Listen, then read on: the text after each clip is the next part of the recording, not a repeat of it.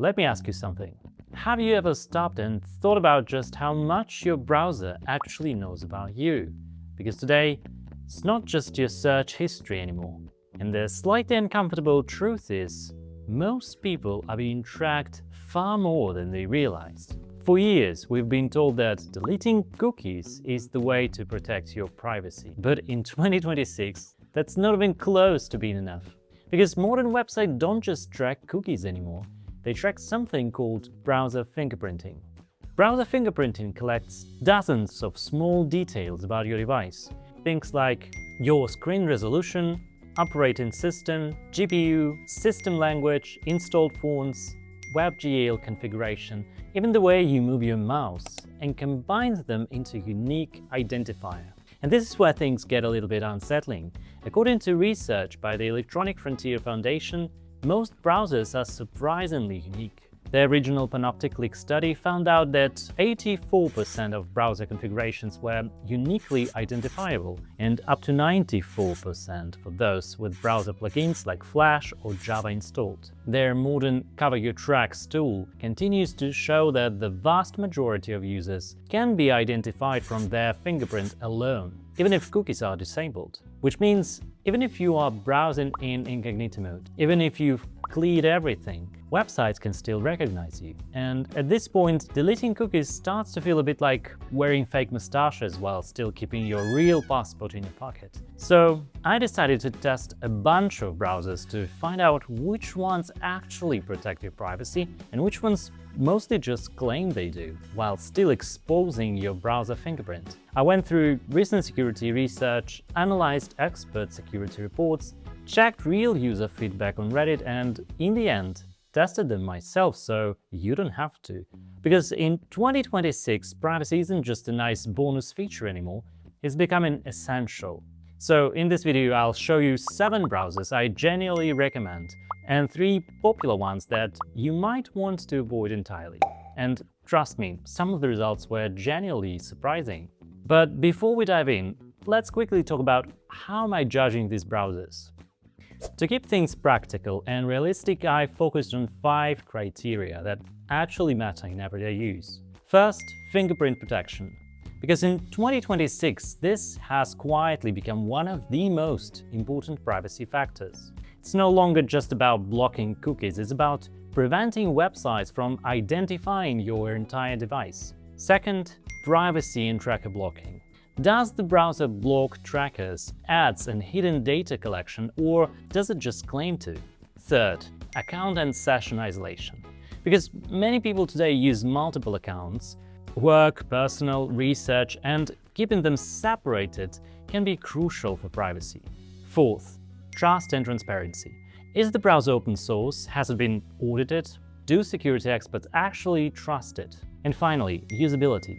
Because even the most private browser in the world is useless if half the websites stop working. And this is actually very important because some privacy browsers block so aggressively that they break logins, payments, or even video players. Throughout this video, I'll also highlight where that happens. So with all that in mind, let's start with number 1. And this one is genuinely interesting. Coming in at number 1, Gologin. Now, before I explain why it tops this list, I want to be clear about something. Gologin is not a traditional privacy browser, it belongs to a specific category, sometimes called anti-detect browsers. This tool is designed not just to block trackers, but to completely control, separate, and manage your browser identities. That's an important distinction, and it's exactly why it leads this list. Because if you remember our criteria, fingerprint protection ranked first, and Gologin addresses that specific threat more comprehensively than anything else here. Here's how. You see, most traditional privacy browsers focus on blocking ads, trackers, and cookies, which is useful, but increasingly not enough. Because modern tracking, as we mentioned earlier, happens mostly through fingerprinting. Websites analyze dozens of technical signals from your device. Things like your operating system, screen resolution, hardware, graphics card, and dozens of other signals to create a unique profile of you. And this works always, even if you clear cookies, which is why Gologin takes a very different approach. So instead of being tracked as one person, you can browse as multiple isolated identities, each with its own fingerprint. In practice, this means you can separate work accounts, personal browsing, client accounts, anything, all without websites linking them together. Another major advantage is cloud-based profiles. You can switch between your devices, your laptop, desktop, or even remote machines, while keeping your browsing identities intact. Or even share your work accounts with remote employees, and for platforms, this will look like the same person in the same place, which is incredibly useful and surprisingly rare. Reddit users often mention this as one of Gologin's strongest features, especially for people who want to separate work accounts, for example, managing client account, personal browsing, and research. Now, to be fair, Gologin isn't perfect, and depending on your needs, it may be an overkill tool for you. Against our 5 criteria, fingerprint protection is its clear standout. This is where it generally leads the field. Session isolated is excellent by design, tracker blocking is solid, on usability it performs well given what it does. The biggest caveat is trust and transparency. It's not fully open source, which some privacy purists might prefer. The company is based in the US and Europe, but still the code is closed, which is, I guess, normal for a commercial-first tool. But in terms of practical, real-world privacy protection, especially in fingerprint control and identity separation, which is the core challenge of 2026 era tracking, Gologin is easily one of the most powerful tools available right now and offers something that most browsers simply don't. Because most browsers try to hide you, but Gologin lets you be someone else entirely. Which is an unusual concept, but also a very effective one. So, to sum up, Gologin is a bit like having multiple online identities, except this time it's entirely intentional and considerably less suspicious. And with that, I put Gologin in a category award of Best Privacy Browser in 2026. And honestly, for fingerprint protection, especially the threat that matters most right now, Gologin is also my personal top on this list overall. Coming in at number 2, Mullvad Browser. Now, if Gologin is about identity separation and advanced fingerprint control, Mullvad takes a very different approach. Its philosophy is beautifully simple and slightly extreme. Maximum privacy, even if that means sacrificing convenience. And they take that idea very seriously. Mullvad Browser was developed in collaboration with the Tor project, which already gives it a strong privacy credentials. In fact, many of the anti-tracking techniques used in Tor Browser are also implemented here, just without routing your traffic through the Tor network. And that's an important distinction, because Tor gives you anonymity, but at the cost of speed. Mullvad tries to keep strong privacy without slowing everything down. Now, what does Mullvad actually do differently? First, aggressive tracker blocking. By default, Mullvad blocks third-party trackers, cross-site cookies, fingerprinting scripts, and telemetry. And this happens automatically. No configuration needed, which is quite convenient. Second, fingerprint protection. Mullvad uses what's called uniform fingerprinting. This is a technique originally developed by Mozilla and first used in Tor Browser, which Mullvad has adopted. Instead of trying to make your browser unique, it tries to make everyone look the same, which is actually a very clever approach, because if everyone looks identical, tracking becomes much harder. Normally, websites can see the exact size of your browser window, and that alone can make you surprisingly unique, because most people don't use perfectly round numbers. You end up with odd dimensions like 1437 by 891. And those tiny differences become part of your fingerprint. With letterboxing turned on, the browser adds subtle gray margins around the page content inside the browser. And instead of thousands of unique screen's dimensions, users start to look the same. So no matter how you resize the window, the actual content area snaps to one of a small number of standardized dimensions, effectively grouping all users into the same size buckets, which makes individual window sizes useless as a tracking signal. It's a tiny detail, but it perfectly reflects Mullvad's philosophy. They're willing to sacrifice a bit of convenience in exchange for stronger privacy. So your browser ends up looking slightly uncomfortable. It's like wearing someone else's suit, but at least nobody recognizes you. Now, according to security experts and privacy communities, Mullvad consistently ranks among the most private browsers available today. In fact, in Reddit privacy communities, Mullvad is often described as the closest thing to Tor-level privacy for daily browsing, which is quite impressive. But of course, there are trade-offs. Because Mullvad blocks so aggressively, some websites don't behave perfectly. Users report login issues, broken forms, captcha loops, streaming problems. And this isn't surprising. The more aggressively a browser blocks, the higher the risk of breaking site functionality, and Mullvad sits firmly at the aggressive end of that scale. A 2024 study from EPFL and Imperial College London found this breakage problem serious enough that they built an entire automated tool just to detect it. And separate 2024 research from Archive confirms that while most sites survive ad blocking intact, breakage remains a persistent issue, especially at the aggressive end of the blocking spectrum, where Mullvad operates. So, Mullvad is incredibly private, but occasionally slightly inconvenient. And personally, I have mixed feelings about this. Mullvad applies strong privacy features by default, which is incredible. But on the other hand, that sometimes leads to complete inability to browse on the website you need to log into.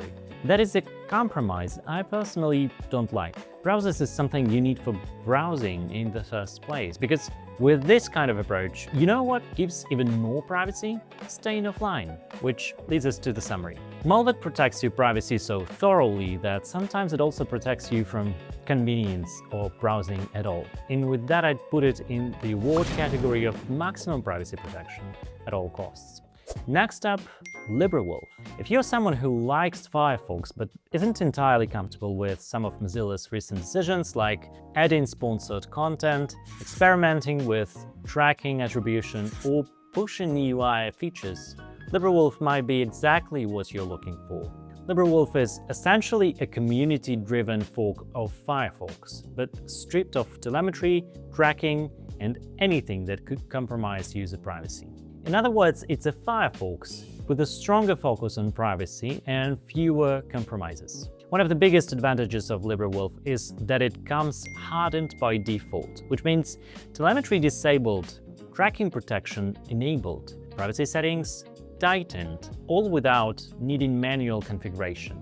And this is something many users really appreciate, because Firefox can be made very private, but only after tweaking settings. LibreWolf does this automatically. Another major advantage is customization.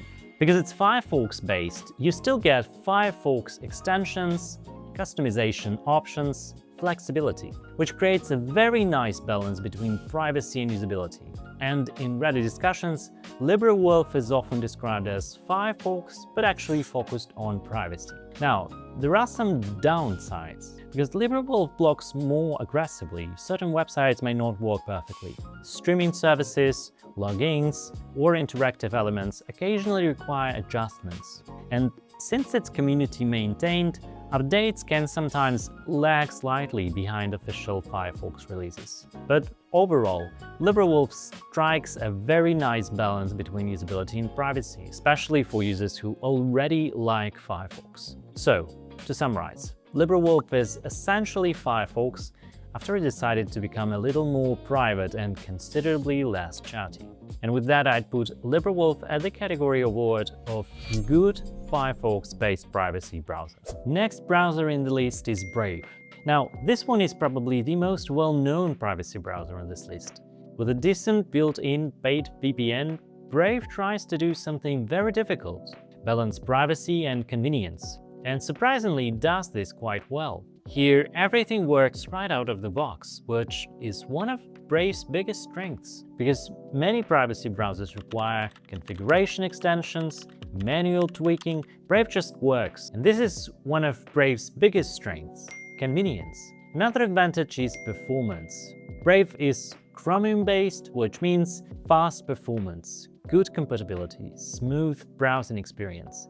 And this is important because privacy browsers sometimes struggle with website compatibility. Brave doesn't. Now, of course, there are also criticisms. Brave includes crypto wallet, rewards system, paid VPN, built-in features some users don't need. While this can be disabled, they still contribute to Brave's mixed reputation.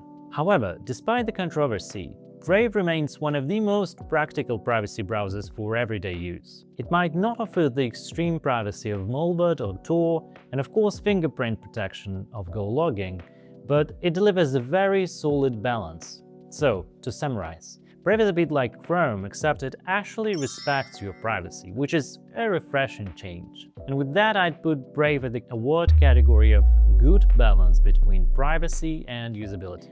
Next up, Tor Browser.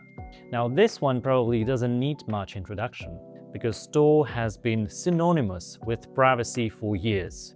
But what's interesting is that despite its reputation, Tor isn't just about privacy, it's about anonymity. And there's a subtle but important difference. Privacy means protecting your data. Anonymity means hiding your identity entirely. Tor does both, and it does them extremely well. The technology it uses is called onion routing, and it's one of the strongest anonymity technologies available today. And on top of that, Tor also includes aggressive tracker blocking, anti-fingerprinting, cookies isolation, script blocking. So, from a purely privacy-focused perspective, Tor is one of the strongest options available, possibly the strongest. But as you might expect, this level of protection comes with serious trade-offs. And the first is speed. Because your traffic goes through multiple nodes, Tor can be significantly slower. Users often describe Tor browsing as perfectly private, but occasionally philosophical. Second, website compatibility. Many websites block Tor traffic, show captchas, restrict access, and this can make Tor frustrating for daily browsing. In fact, many privacy experts recommend using Tor as secondary browser, sensitive browsing tool, research browser, rather than your main daily browser. So to summarize, Tor offers incredible privacy as long as you don't mind your internet occasionally moving at a thoughtful, philosophical pace. And with that in mind, I'd put Tor Browser at the category award of real anonymity at the cost of performance. Next one is Zen Browser. Now, this is one of the newer and more interesting entries on this list. Zen Browser is based on Firefox, with a more modern interface, but with a stronger privacy focus. And what's particularly interesting is how quickly Zen has gained attention, especially among privacy enthusiasts, developers, power users. And one of the main reasons is its design. Zen focuses on minimalism, distraction-free browsing, clean interface. Many users compare it to Arc browser, but with a stronger privacy philosophy, which is actually quite appealing, because historically, privacy browsers haven't always prioritized user experience. Zen is trying to change that. Now, privacy-wise, Zen includes tracker blocking, hardened settings, Firefox-based security, which makes it reasonably strong out of the box.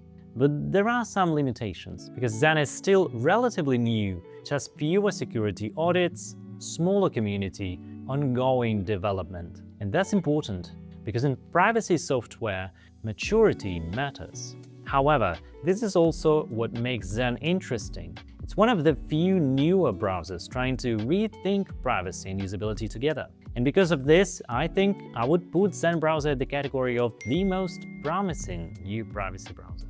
Or to put it in other words, Zen Browser feels like a modern privacy browser that actually cares about design. Finally, let's talk about one browser. And this one is interesting for a very different reason. Because while many privacy browsers try to reinvent everything, one browser takes a much more practical approach. It's a mix of anti-detect browser and proxy browser. First, it's Chromium-based, which is actually a big advantage. That means better website compatibility, smooth performance, and full extension support. As I mentioned before, some privacy browsers can break websites, social media, or even Google Docs, which quickly becomes frustrating. So with one browser, you get the usability of Chrome without Chrome's biggest privacy downsides. But here's where it gets interesting. One browser focuses on profile isolation and fingerprint separation, meaning each browser profile behaves like a separate device with its own cookies, storage, and AP. That's something regular Chrome profiles simply don't do. Another advantage, it includes built-in proxy support and offers free isolated profiles, which is not common in this category and used more for businesses than personal privacy. And that's actually what makes one browser stand out, because sometimes you don't need the most powerful tool, you just need one that works right now. Most anti-detect browsers start at $20 to $50 per month, while one browser offers a genuinely usable free version. Of course, there are also limitations. One browser is still relatively new and it relies on proxies for total isolation. Team promises good residential proxies on base plans, and that's a good combo if you're planning to work from under these profiles, not just browse. But for individuals, small teams, or anyone getting started, that simplicity is actually part of the appeal. One browser is like Chrome, but without the awkward feeling that someone's watching you. And simply because one browser is simple, private, provides profile isolation and fingerprint separation, all of that being free, which is a surprisingly rare combination of features, I put it in the award category of Top Free Privacy Browsers 2026. Now, let's talk about the other side of the story. While some browsers genuinely try to protect your privacy, others either don't prioritize it or worse, create new risks altogether. So here are 3 popular browsers that I would personally avoid if privacy is important to you. Now let's talk about AdsPower, because this one is a bit more complicated. On paper, AdsPower is actually quite powerful. It's widely used for multi-account workflows, offers fingerprint customization, team collaboration, and automation tools. AdsPower shares the leadership on the commercial anti-detect browser market with Gologin, meaning it's one of the top business browsers. Again, on paper. So from a functionality perspective, it's definitely a serious product. But in reality, there's also an important reason for you to become more cautious about it. In January 2025, AdsPower experienced a security incident where a browser extension was compromised and replaced with a malicious version. According to multiple security reports, the attackers used this extension to steal $4 million in cryptocurrency from users' crypto wallets. What made this incident particularly concerning was how it happened. This wasn't phishing, it wasn't user error, it was a supply chain attack, meaning the malicious code was delivered through the browser's own plugin system, silently without users' interaction. For a privacy-focused tool, that understandably raises concerns in the community. Of course, AdsPower later fixed the issue and strengthened security measures. But incidents like this tend to stick, especially when privacy and trust are the main selling points. Think of it. We're talking about an anti-detect browser with safety as their #1 selling point. To sum this up, AdsPower promises privacy, but trust once lost is rather difficult to reinstall. Next, Google Chrome. Now, this one probably isn't surprising. Chrome is the most popular browser in the world, but it's known for being completely opposite to privacy. Chrome is deeply integrated with Google's ecosystem, which relies heavily on data collection and user profiling, which means browsing data, sync data, usage analytics, telemetry can all be connected to your Google account. Now, Google does provide privacy controls, but the core business model still relies heavily on advertising, user profiling, data-driven services. You can see a natural conflict here.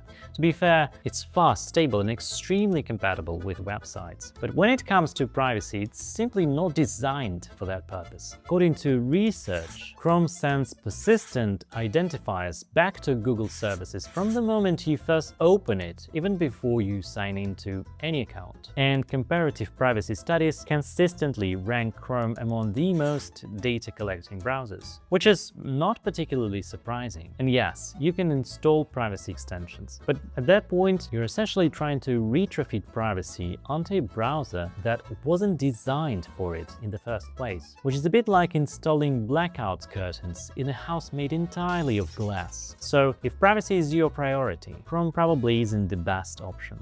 Now, let's talk about Atlas, the most hyped newcomer on this list. I will mention my opinion on AI browsers in a while, because Atlas isn't just another browser. It's an AI browser designed to read pages for you, summarize content, automate tasks, and even interact with websites on your behalf. On paper, that sounds fantastic. But here's the thing. This is also where a completely new category of privacy risks starts to appear. Cybersecurity experts interviewed by TechCrunch pointed out that AI browsers often require much deeper access to user data compared to traditional browsers, including access to tabs, browsing history, emails, and sometimes even calendars, simply to function properly. And that's already a very different trust model compared to traditional browsers. But it doesn't stop there. A recent privacy comparison study conducted by analytics from Digidane and reported by Tom's Guide found that Atlas scored extremely poorly in privacy testing, receiving one of the highest privacy risk ratings among tested browsers. According to the report, Atlas struggled with tracker blocking, fingerprinting protection, session isolation, which are all fundamental privacy features in 2026. A separate analysis covered by TechRadar highlighted something called prompt injection attacks, where a malicious website can essentially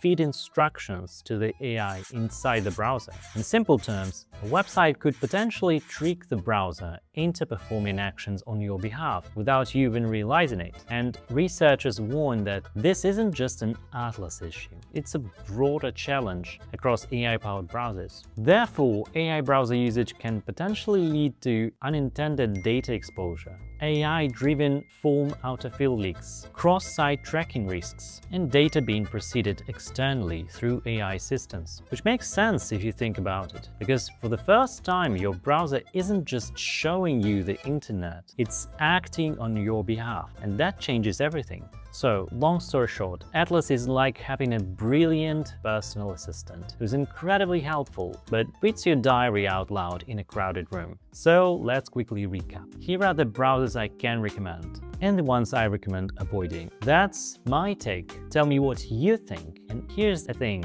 In the end, the best browser really depends on your needs, your use case, and your goal. Some people want maximum anonymity. Some want speed and convenience. Some want a commercial tool for work. So I'm curious, which privacy browser are you using right now and why? Let me know in the comments. And if you found this helpful, don't forget to like and subscribe. Thanks for watching and see you in the next one.